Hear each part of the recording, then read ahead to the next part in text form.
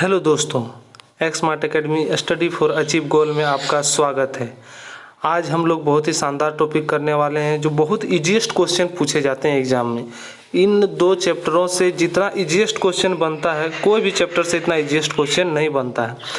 तो आज हम लोग बहुत ही शानदार क्वेश्चन के बारे में चर्चा करेंगे और लास्ट में दो क्वेश्चन ऐसे हैं प्रत्यक्ष गति से, जिससे दो ही क्वेश्चन को पूछा जाता है तो रिपीट, अगर उस चैप्टर से पूछा जा रहा है तो वही दो क्वेश्चन रिपीट करता है। ठीक है, तो आज हम लोग भौतिकी विज्ञान का डिस्टेंस एंड डिस्प्लेसमेंट अर्थात दूरी और विस्थापन, स्पीड एंड वेलोसिटी अर्थात चाल और वेग, और प्रोजेक्टाइल मोशन के बारे में चर्चा करने वाले हैं। तो चलिए स्टार्ट करते हैं। देखिए ये थीम जो आप देख रहे हैं, इसी से आपको दूरी और विस्थापन का डेफिनेशन पता चल जाएगा। इसी में हम थोड़ा सा बता देना चाहेंगे कि दूरी क्या है, विस्थापन क्या है। तो देखिए, कोई भी कार या कोई भी व्यक्ति अपने फैक्ट्री से, ये फैक्ट्री है, अपने फैक्ट्री से होम को आता है तो उसको सीधा रास्ता नहीं मिलता, वो कहीं टर्न लेता है, कहीं लेफ्ट कहीं राइट, उसके बाद वो घर को पहुंचता है। तो उसके द्वारा यहाँ से यहाँ तक पहुँचने में कुल जितना लंबाई को वह तय किया उसी को हम लोग दूरी कहते हैं। कुल वह जितना लंबाई को तय किया उसी को हम लोग क्या कहते हैं, दूरी कहते हैं। और फिर इसी के बीच के शॉर्टेस्ट डिस्टेंस को, यानी सबसे न्यूनतम दूरी को, यानी यहाँ से और यहाँ के बीच के जो न्यूनतम दूरी है, इन न्यूनतम दूरी को ही हम लोग क्या कहते हैं, विस्थापन कहते हैं। क्या कहते हैं, विस्थापन कहते हैं। यानी फैक्ट्री और घर के बीच में जो तय की गई कुल दूरी है, कुल लंबाई है, उसको दूरी कहते हैं और उनके बीच के न्यूनतम दूरी को ही विस्थापन कहा जाता है। ठीक है, अब आगे हम लोग बढ़ते हैं। हम लोग का आज तीनों टॉपिक जो है वो तीनों टॉपिक दिया हुआ है, दूरी और विस्थापन, चाल और वेग और प्रत्यक्ष गति। इन तीनों को हम लोग करने वाले हैं। ठीक है, जो हमारे चैनल में नए हैं, चैनल को सब्सक्राइब करके बेल आइकन को प्रेस कर लें, क्योंकि यहाँ पर झारखंड से रिलेटेड, साइंस से रिलेटेड और लेटेस्ट नोटिफिकेशन जो भी आते हैं, एकेडमिक्स हो या फिर आरआरबी का हो या एसएससी का हो, वो सभी जानकारी आपको मिलती रहेगी।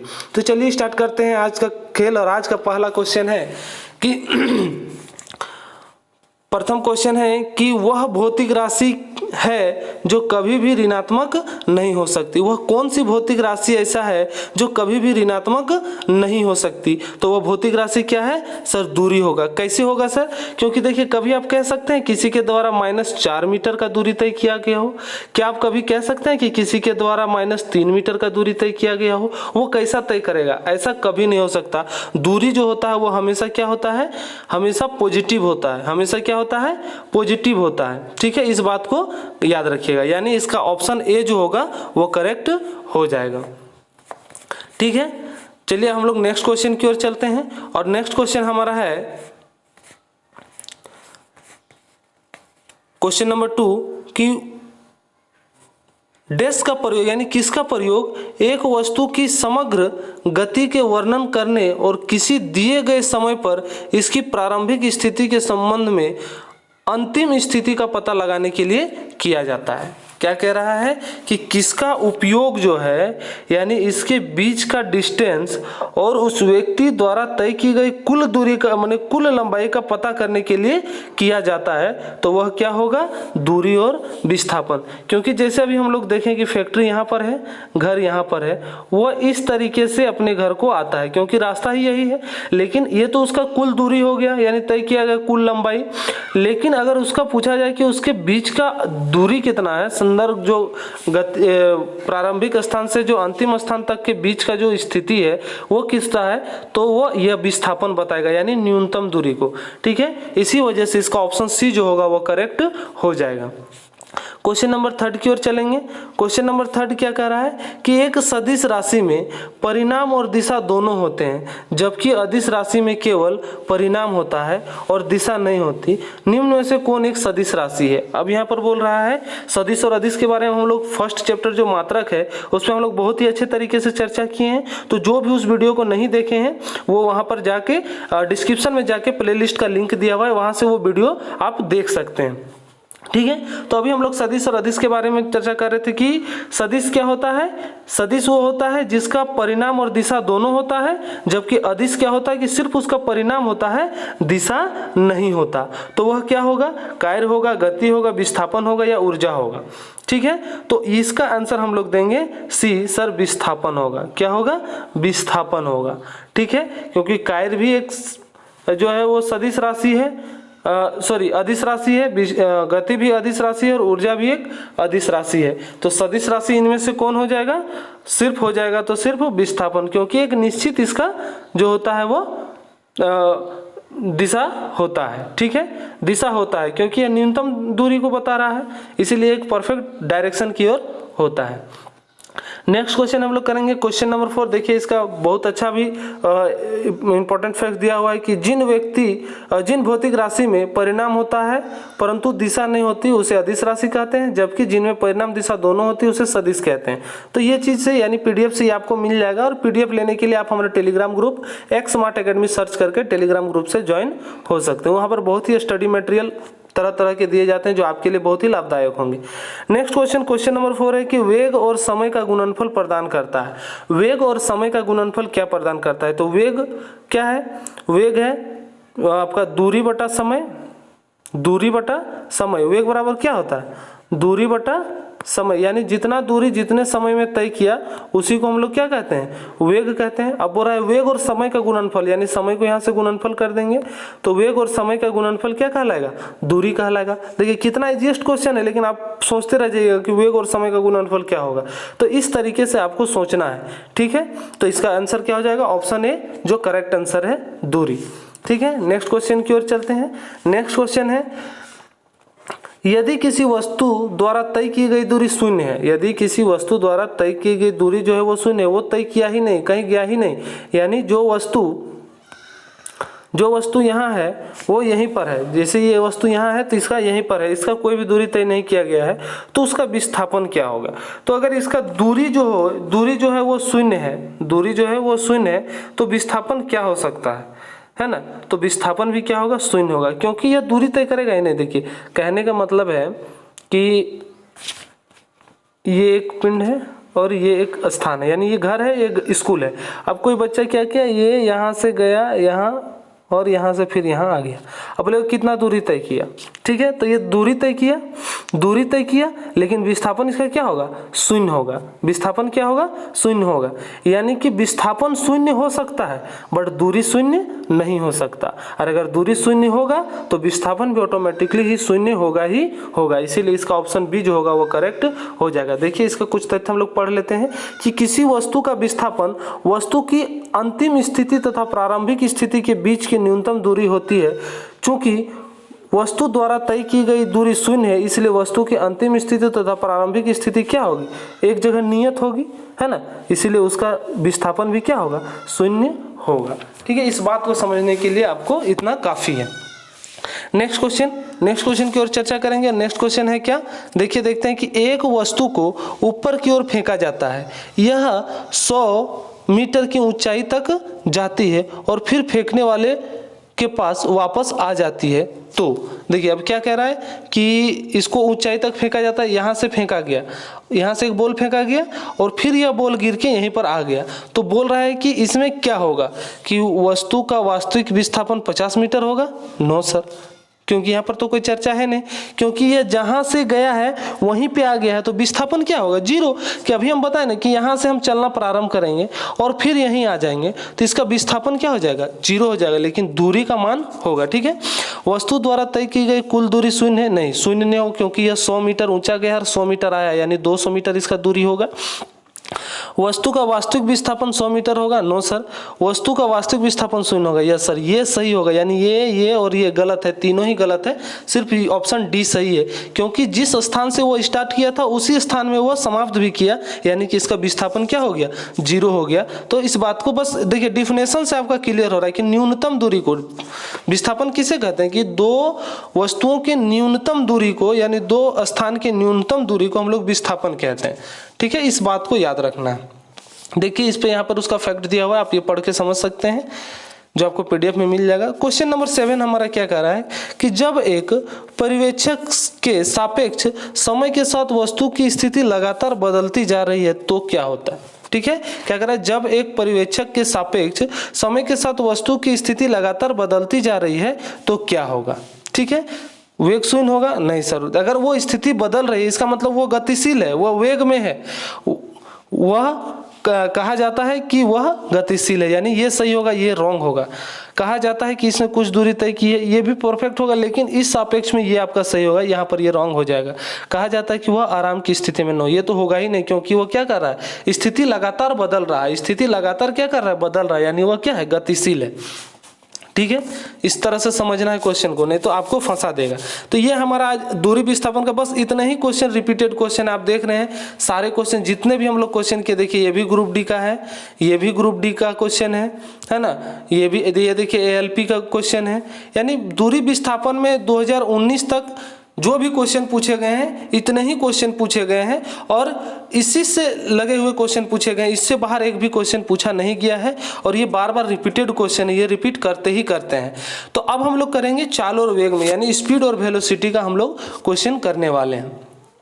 ठीक है, तो चलिए स्टार्ट करते हैं। आज का पहला क्वेश्चन चाल और वेग का, स्पीड एंड वेलोसिटी का। इस पे कुछ न्यूमेरिकल बेस्ड क्वेश्चन होते हैं, है ना, तो हम लोग इस पर चर्चा करेंगे। चाल बराबर पहले बता देना चाहेंगे कि चाल बराबर क्या होता है।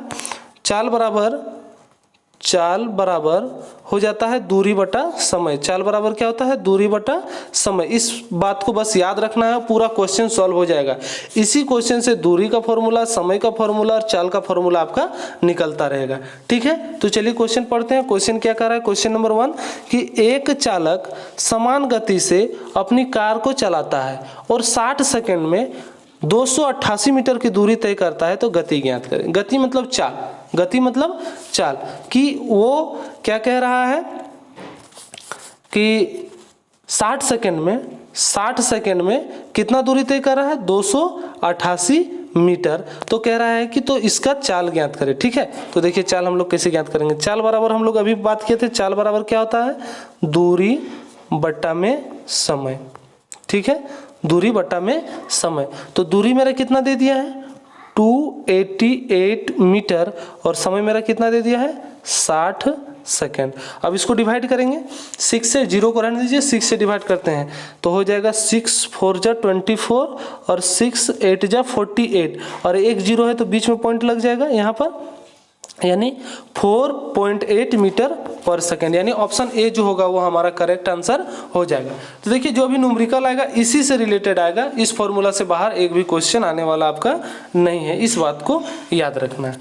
ठीक है, और क्वेश्चन मेमोराइज करते जाइएगा, जितना भी बताते हैं देखिए वही चीज़ है, चाल बराबर दूरी बटा समय है ना, 288/60, और इसको डिवाइड करेंगे तो 4.8 मीटर पर सेकेंड। अगला क्वेश्चन है कि किरण 90 मीटर लंबे पुल में तैरती है, एक छोर से दूसरे छोर तक और फिर वहां से वापस उसी सीधे पथ पर तैरकर वह 2 बार में 360 मीटर की दूरी तय करती है। किरण का औसत वेग ज्ञात करें। अब क्या कह रहा है कि किरण जो है वह 90 मीटर लंबे पुल को तैरती है, एक छोर से दूसरे छोर तक और फिर वहां से वापस उसी सीधे पथ पर तैरकर वह 2 बार में 360 मीटर की दूरी तय करती है, तो इसका औसत वेग ज्ञात करें। तो देखिए इसका औसत वेग क्या हो जाएगा, 0 हो जाएगा। 0 हो जाएगा, कैसे हो जाएगा सर, आइए समझते हैं। कि चूंकि किरण जहां से चलती है वहीं वापस आ जा रही है, अतः उसका विस्थापन क्या होगा, 0 होगा। तो विस्थापन जब 0 होगा तो औसत वेग भी क्या होगा, 0 हो जाएगा। इस बात को समझ रहे हैं, ठीक है। चलिए नेक्स्ट क्वेश्चन की ओर चलते हैं, और इस पे कुछ समय वगैरह का ये नहीं दिया था इसीलिए, है ना। उसके बाद क्वेश्चन नंबर 3 क्या कह रहा है कि किसी वस्तु का त्वरण इसके यहाँ फिल इन द ब्लैंक्स होगा ना, इसके वाट प्रति इकाई समय में हुआ परिवर्तन है। यानी वस्तु का जो त्वरण है वो किसमें परिवर्तन हुए का समय है, तो किसमें, तो वेग में। त्वरण का डिफिनेशन हम प्रीवियस क्लास में बताए थे, और नेक्स्ट अब त्वरण ही होने वाला है। तो त्वरण एक बार आपको हम बता देते हैं, त्वरण किसे कहते हैं। तो त्वरण किसे कहते हैं कि वेग में परिवर्तन की दर को क्या कहते हैं, त्वरण कहते हैं। तो जब भी दर आएगा बात तो हमेशा क्या होता है, बाय में समय होता है। तो वेग में परिवर्तन यानी अंतिम वेग माइनस प्रारंभिक वेग, यही होगा वेग में परिवर्तन। तो वेग में परिवर्तन की दर को हम लोग क्या कहते हैं, त्वरण कहते हैं। तो किसके परिवर्तन के दर को त्वरण कहते हैं, वही चीज पूछ रहा है। तो वेग में परिवर्तन के दर को त्वरण कहते हैं, यानी ऑप्शन ए जो होगा ये हमारा करेक्ट आंसर हो जाएगा। ठीक है, देखिए यहाँ पर सब दिया हुआ है, इससे आप उसका सारा कुछ समझ सकते हैं। त्वरण किसे कहते हैं, उसका सही मात्रक क्या होता है, ये सभी आप पढ़ के, बस इतना इजी है कि आप पढ़ेंगे और आपको समझ में आ जाएगा। तो चलिए नेक्स्ट क्वेश्चन हमारा क्वेश्चन नंबर 4 कह रहा है कि निम्नलिखित में से कौन सी एक वेक्टर मात्रा है। देखिए वेक्टर मात्रा बोल रहा है, आपको घबराने की जरूरत नहीं है। ठीक है, मैं बता देता हूँ। वेक्टर सदिश राशि को कहते हैं। किसको कहते हैं, सदिश राशि को कहते हैं।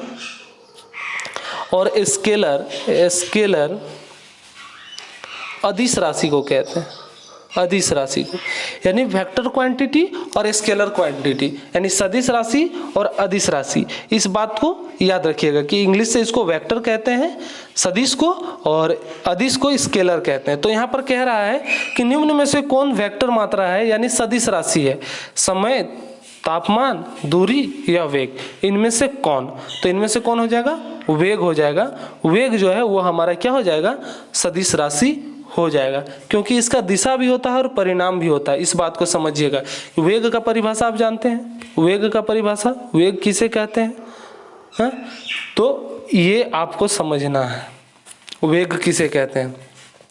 ठीक है, नेक्स्ट क्वेश्चन कह रहा है कि समय के साथ किसी वस्तु का वेग दिखाने वाले ग्राफ को कहा जाता है। अब समय के साथ किसी वस्तु का वेग दिखाएगा तो उसको क्या कहेंगे, ये चीज पूछ रहा है।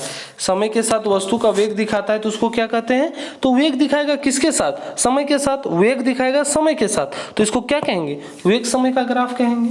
ठीक है, देखिए ग्राफ कैसे होता है, ये हम आप लोग के लिए लाए हैं।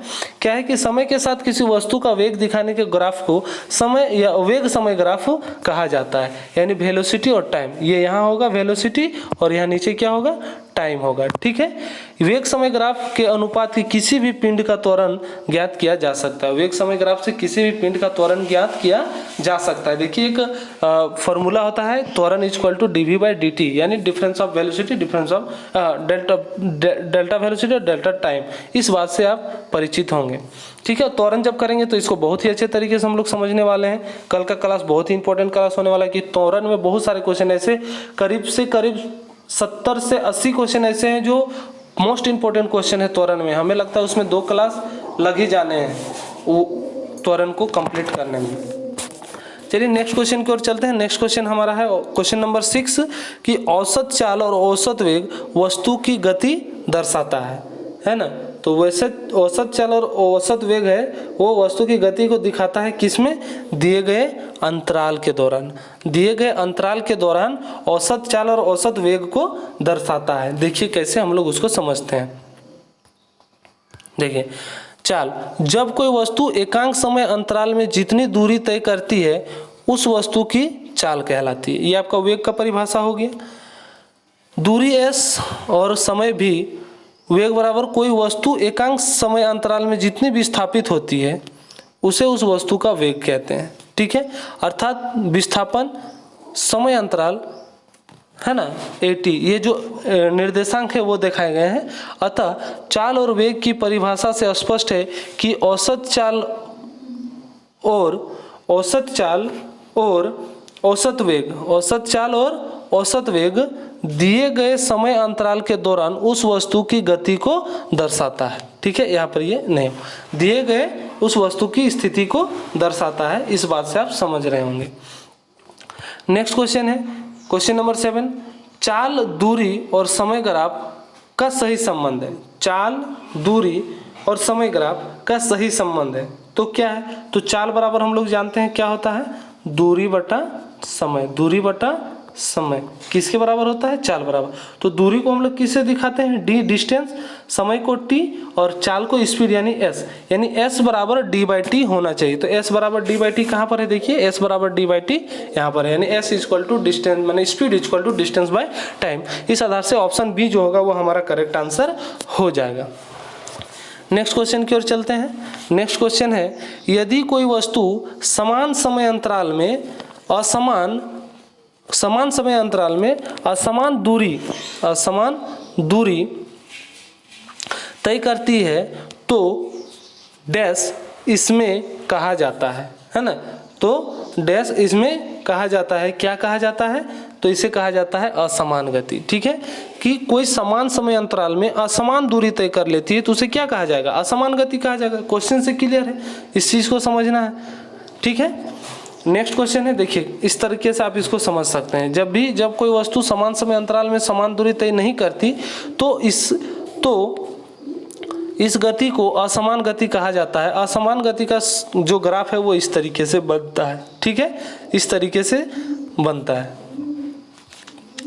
नेक्स्ट क्वेश्चन हमारा कि विस्थापन के परिवर्तन की दर को क्या कहते हैं। अब विस्थापन के परिवर्तन की दर को क्या कहते हैं, तो विस्थापन के परिवर्तन की दर को क्या कहते हैं, वेग कहते हैं। अभी हम लोग एक परिभाषा पढ़ते, देखिए इसीलिए बोलते हैं कि पीडीएफ आप लोग के लिए जरूरी है, आपको बता देना चाहिए। यहाँ पर हम लोग पढ़े, देखिए है ना, कि कोई वस्तु एकांक समय अंतराल में जितनी विस्थापित होती है उस वस्तु का वेग कहलाती है। देखें, यानी ये अगर आप पढ़ लेते हैं तो आपको कितना ज़्यादा क्वेश्चन आपका सॉल्व हो जाता है, ये हम दिखाना चाह रहे थे। दिखाने का मकसद ये नहीं कि मैं आपको सब कुछ दे रहा हूँ, लेकिन इतना जरूर दे रहा हूँ कि आपके लिए इनफ हो जाएगा। ठीक है, कि विस्थापन के परिवर्तन की दर को क्या कहते हैं, तो वेग कहते हैं। यानी ऑप्शन डी जो होगा वो हमारा करेक्ट हो जाएगा।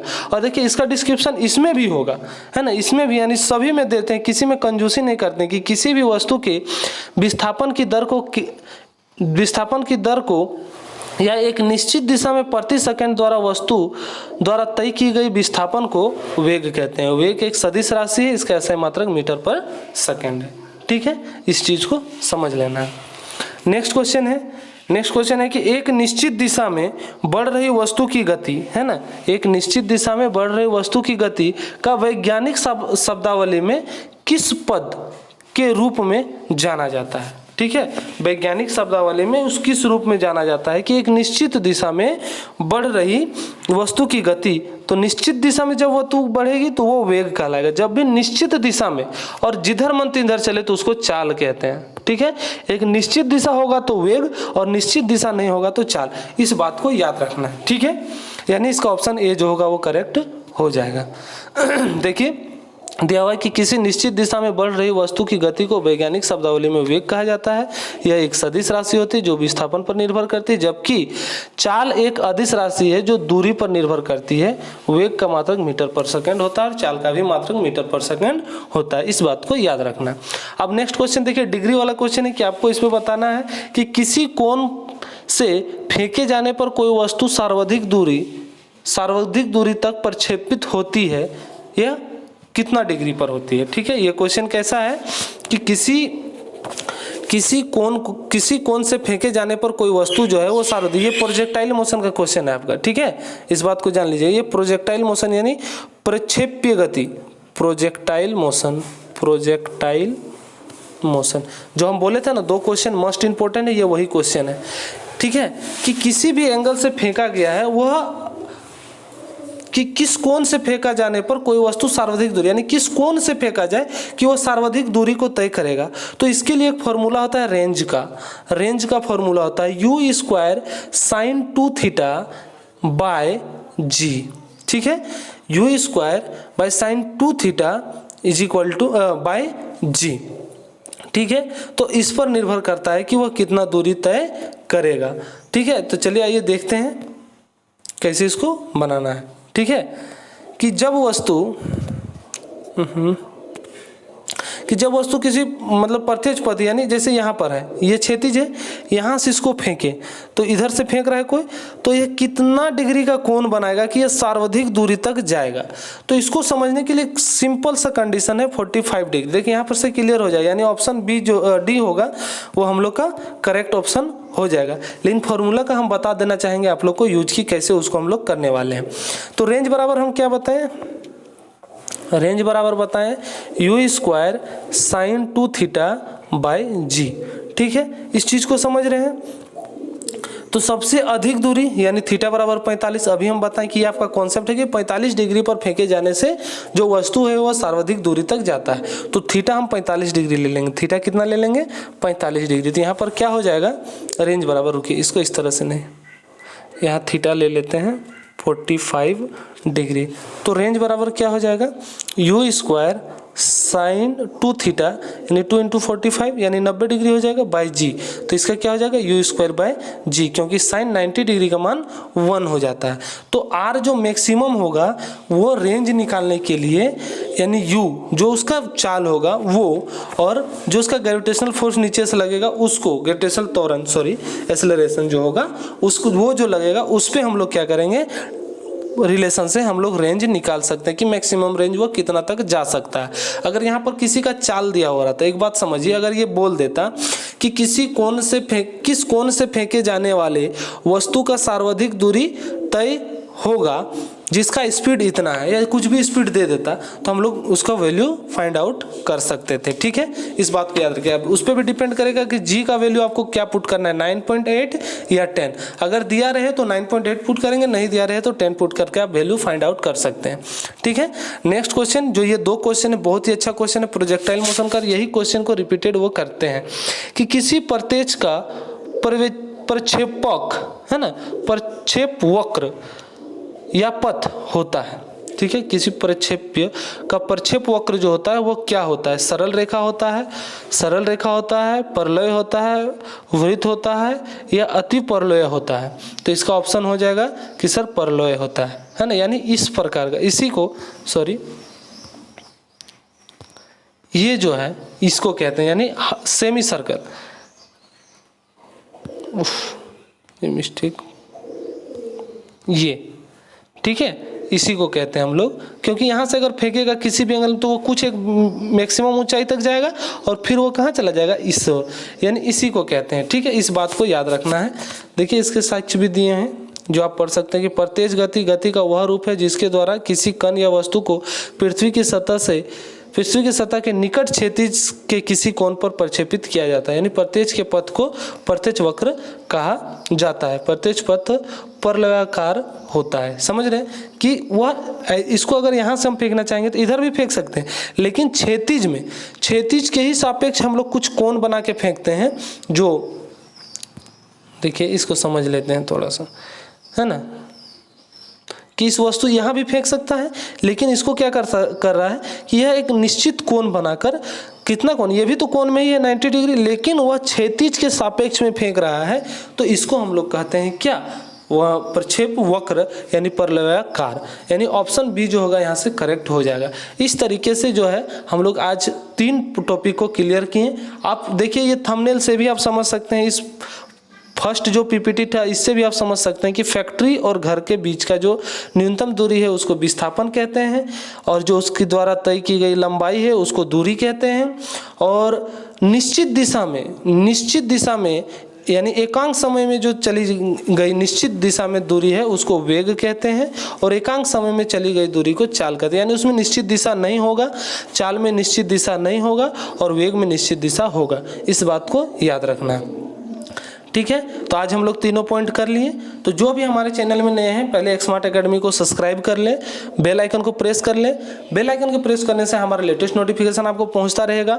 और ये पीडीएफ जो आप अगर चाहते हैं तो पीडीएफ को लेने के लिए आप हमारे टेलीग्राम ग्रुप में जुड़ सकते हैं, जिसका लिंक डिस्क्रिप्शन में दिया हुआ है, या फिर आप टेलीग्राम में डायरेक्ट सर्च कर सकते हैं एक्समार्ट एकेडमी, और वहाँ से आप हमारे टेलीग्राम ग्रुप में जुड़ सकते हैं, क्योंकि वहाँ पर बहुत ही अच्छे स्टडी मटेरियल जो आपके लिए लाभदायक है डाला जाता है।